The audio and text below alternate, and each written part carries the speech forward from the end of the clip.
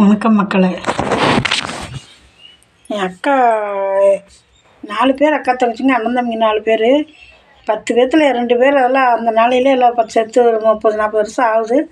இந்த அக்கா தான் அம்மா செத்து 40 வருஷம் ஆகுது. இந்த அக்கா வந்து எங்களெல்லாம் வளர்த்தி வாலிபம் பண்ணி எல்லாம் கரை சேர்த்துச்சு.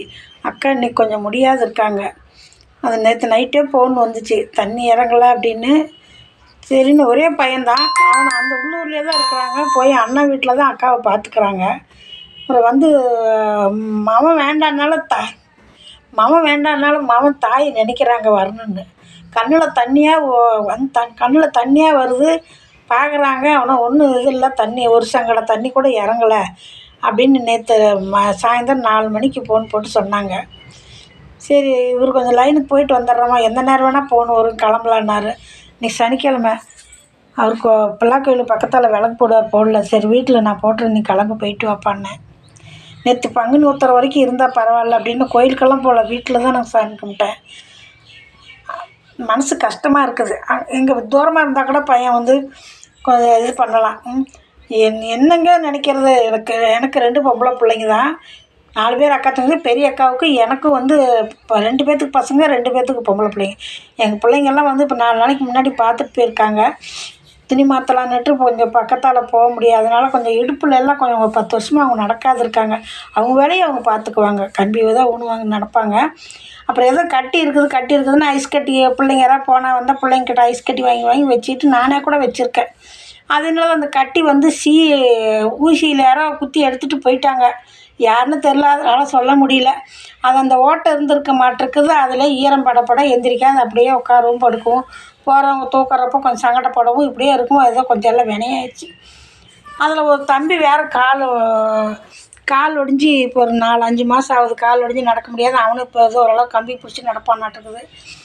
அண்ணன் வீடு, சொந்த வீடு அந்தாண்டு இருக்குது. ஒரு கார் ஷெட்டு ஒரு வாடகை எடுத்துருந்தாங்க. அதில் படுத்துக்கிட்டு இவனும் பார்த்துக்கிட்டு அதையும் பார்த்துக்கிட்டு அந்த அக்கா பண்ணுறது வந்து இவனால் முடியல. நாம் இருக்கிறோம், எல்லாம் பக்கத்தால் இருக்காங்க. யார் இருந்தாலும் அவங்க வேலையை அவங்க மெஸ்ஸு வச்சுருக்காங்க, வேலையை பார்க்கணுமில்ல. அவன் ஆம்பளைங்க என்ன பண்ணுவாங்க. அவன் தம்பி ஏதோ முடிஞ்ச வரைக்கும் அவன் பார்த்துருக்கான். 2 நாளாக அவன் ஃபோன் போட்டு அழுதுகிட்டே இருந்தான், அக்கா ஒன்றும் முடியலக்கான்னு.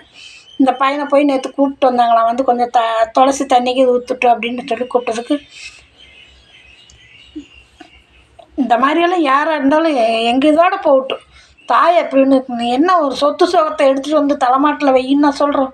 கடைசியாக ஒரு முழுங்கு தண்ணி. இந்த வீடியோவை பார்த்தாக்கா சித்தி மேலே அவன் கோவப்பட்டாலும் பரவாயில்ல, இந்த அளவுக்கு வந்து மாமாவோட கூட்டிகிட்டு வந்து பார்க்குறாங்க. இந்த காலத்தில் யாராவது தம்பி பொண்டாட்டிங்க இப்படி இருப்பாங்களா?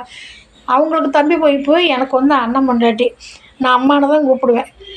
இது பாருங்களேன், இந்த பையன் இப்படி பண்ணுறான்னு வந்து கிளம்பிகிட்டு இருக்கிறோம். அவர் வந்ததே கிளம்பிடுவோம்.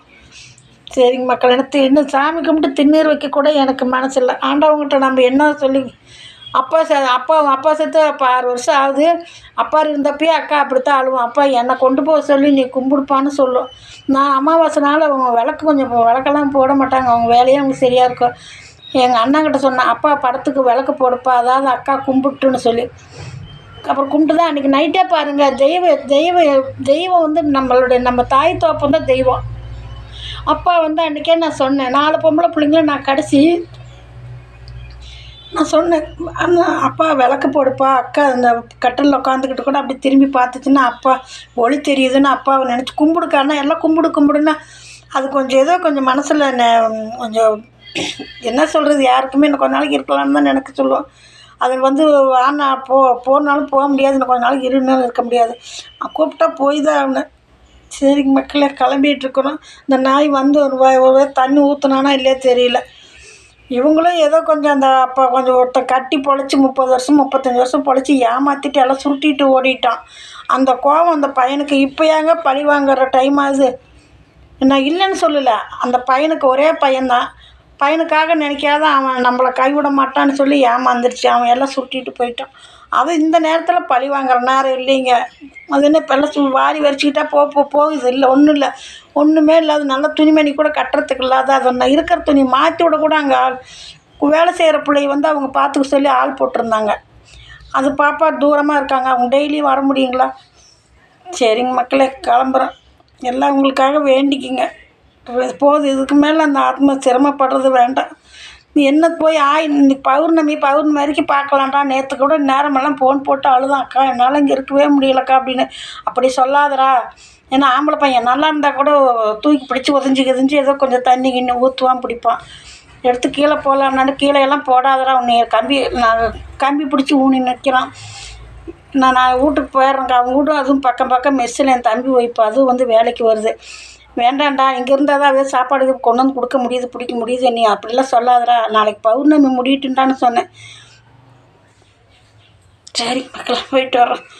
இந்த நாளையில் அக்கா தங்கச்சிங்கன்னா அண்ணன் தம்பிங்களாம் தாய் போல் அந்த நாளையில் எங்கள் அக்கா எங்களையெல்லாம் காப்பாற்றி கரை சேர்த்துச்சு. நாங்கள் அதை நினைக்கிறோம். போயிட்டு வரோம் மக்களே. எல்லாம் ரெடி பண்ணி வச்ச துணிமணியெல்லாம் எடுத்து வச்சுருக்குது.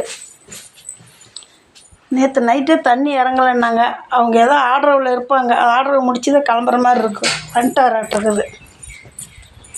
ஆமாம் வந்துட்டா அப்படியா? வந்துட்டாருங்க, கிளம்புறோம்.